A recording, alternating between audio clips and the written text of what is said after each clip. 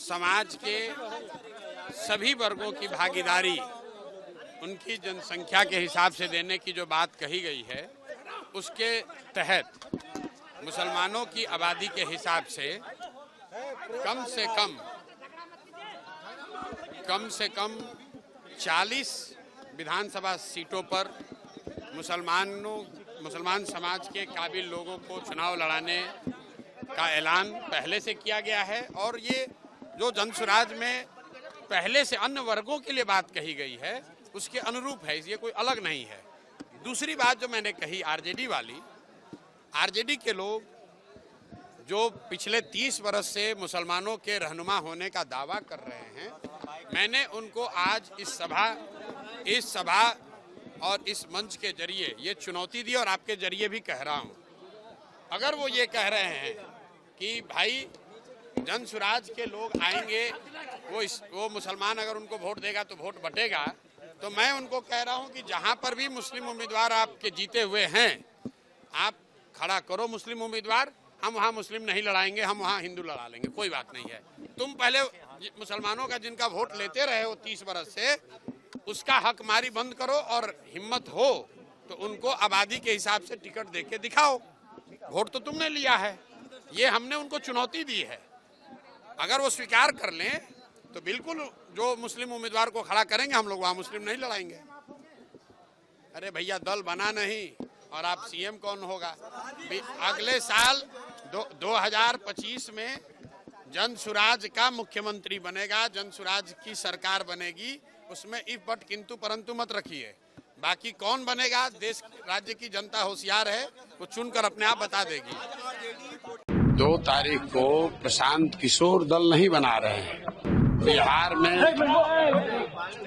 लालू, नीतीश और भाजपा के जो पिछले 30 साल का जो राज रहा है, उससे मुक्ति के लिए, बेहतर भविष्य के लिए बिहार के लोग मिलकर ये दल बना रहे हैं। प्रशांत किशोर की भूमिका जो पहले थी वो आज भी है। यहाँ 1 करोड़ बिहार के लोग मिलकर दल बना रहे हैं, वो पहली ऐसी घटना होगी और 2 तारीख को आप उसको देखेंगे। बिहार में विकल्प न होने की वजह से लोग अब गलत नेताओं को भी मजबूरी में वोट देते रहे। वो वोट उनको नहीं है, यहाँ का मुस्लिम समाज है, वो लालटेन को और लालू जी को पसंद करके वोट देता है, ऐसी बात नहीं है। वो सिर्फ और सिर्फ भाजपा के डर से उनको वोट देता है। 2 तारीख को प्रशांत किशोर दल नहीं बना रहे हैं। 2 तारीख को बिहार के 1 करोड़ लोग एक साथ आकर अपने बच्चों के बेहतर भविष्य के लिए बिहार में लालू, नीतीश और भाजपा के जो पिछले 30 साल का जो राज रहा है, उससे मुक्ति के लिए, अपने बच्चों के पढ़ाई के लिए, उनके रोजगार के लिए, पलायन को रोकने के लिए, एक बेहतर भविष्य के लिए बिहार के लोग मिलकर ये दल बना रहे हैं। प्रशांत किशोर की भूमिका जो पहले थी वो आज भी है। फर्क बस इतना ही है कि पहले मैं दल और नेताओं को मदद करता था, उनको सलाह देता था, उनको बताता था कैसे चुनाव लड़ना है, कैसे संगठन बनाना है, कैसे कैंपेन करना है। काम मैं वही कर रहा हूँ। अब फर्क इतना ही है कि दल और नेता को छोड़कर हम बिहार की जनता को ये सलाह दे रहे हैं।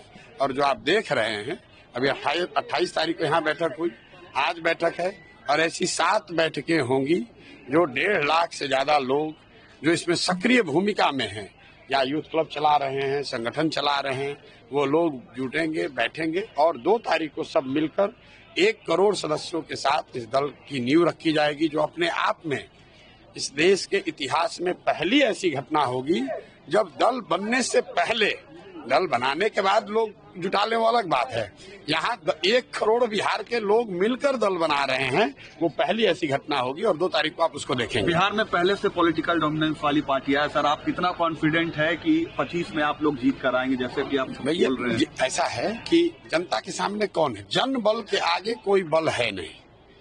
आपने देखा जब हम लोगों ने जनसुराज पदयात्रा शुरू की थी, तब एक छोटा सा एमएलसी का चुनाव हमने लड़ाया था, निर्दलीय किसी साथी को, वो चुनाव जीत कर आए। अभी रुपौली में चुनाव हुआ है, वहां देख लीजिए कहाँ गए जातीय समीकरण, कहाँ गए इन दलों का वर्चस्व। जिन दलों के जातियों के आंकड़े 1 लाख थे, उनको 30,000 वोट मिला है। ये तो लोगों के मन में एक डर बैठा दिया गया है कि अगर आपके पास पैसा नहीं है, साधन नहीं है, जाति की संख्या नहीं है, तो आप चुनाव नहीं लड़ सकते हैं, बिहार में राजनीति नहीं कर सकते हैं। आप मुझे ये बताइए कि नीतीश कुमार जी के अपने जाति के कितने लोग बिहार में रहते हैं, लालू जी के अपने जाति के कितने लोग बिहार में रहते हैं, और उन जातियों के भी सारे लोग उनके साथ नहीं है, फिर भी वो लोग 30 साल से शासन कर रहे हैं। तो ये एकदम भ्रम मत पालिए।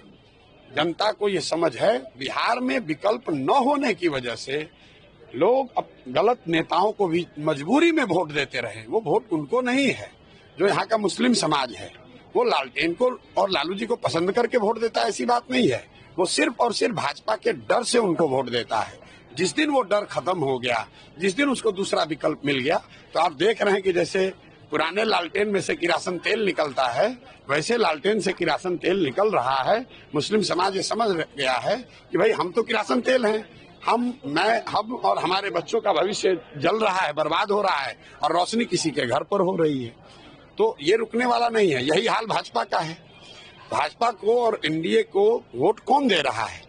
जितने लोग उनके पक्ष के वोट देने वाले हैं, उससे ज्यादा वो लोग हैं जो लालू जी के डर से उनको वोट देते हैं। आप पत्रकार हैं, आपको इसकी बात ज्यादा बेहतर समझ है। बीजेपी को आज नेता नहीं मिला और मुझे ऐसा लगता है कि ये जो राजनीतिक बंधुआ मजदूरी, जो ये दोनों फॉर्मेशन एनडीए और राजद के लोग जो 30 वर्ष से बिहार की जनता के मजबूरी का फायदा उठाते रहे हैं, आप देखेंगे कि अब जनता एकदम उसको तोड़कर निकलेगी और 2025 में बिहार में जनता का राज बनेगा।